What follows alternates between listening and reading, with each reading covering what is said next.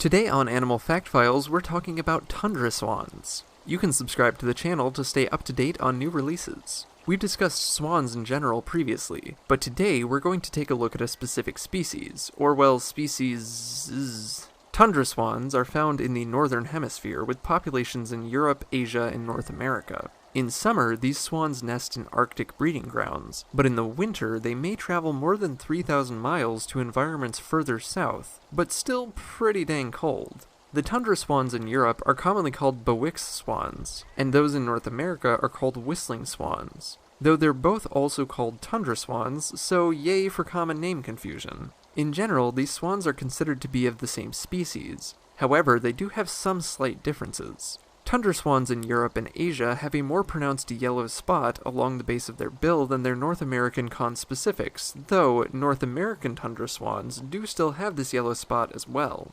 European and Asian tundra swans are also slightly smaller than the tundra swans found in North America. These differences have led some scientists to classify these swans as separate species.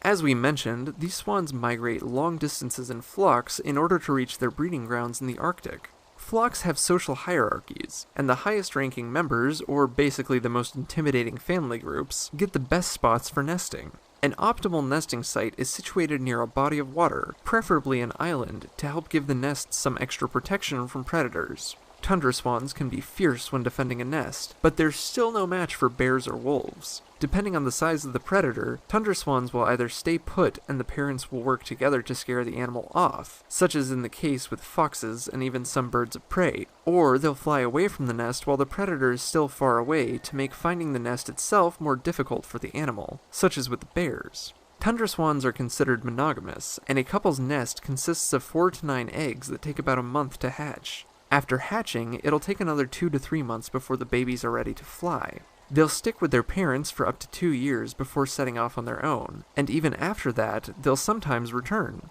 Tundra swans live longer in captivity, but in the wild they have been documented to live well past the age of 20.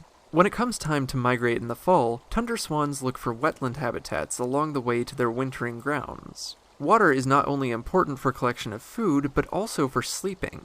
During the summer, tundra swans tend to sleep on land, but during their migration they almost exclusively sleep on water. They'll stop at ponds, lakes, rivers, and even agricultural fields where they can grab a quick bite and be on their way again. Tundra swans typically dabble the floor of a watery environment to find food in the form of plant matter and sometimes clams. They'll also eat agricultural products, which has earned them the label of pest from some farmers. In certain states in the US, these farmers have the opportunity to get back at the birds because sport hunting of tundra swans is permitted with a license. The amount of licenses granted each year is limited, however, because the populations of tundra swans are monitored. For more facts on tundra swans, check out the links in the description. Give a thumbs up for birds, and thank you for watching Animal Fact Files.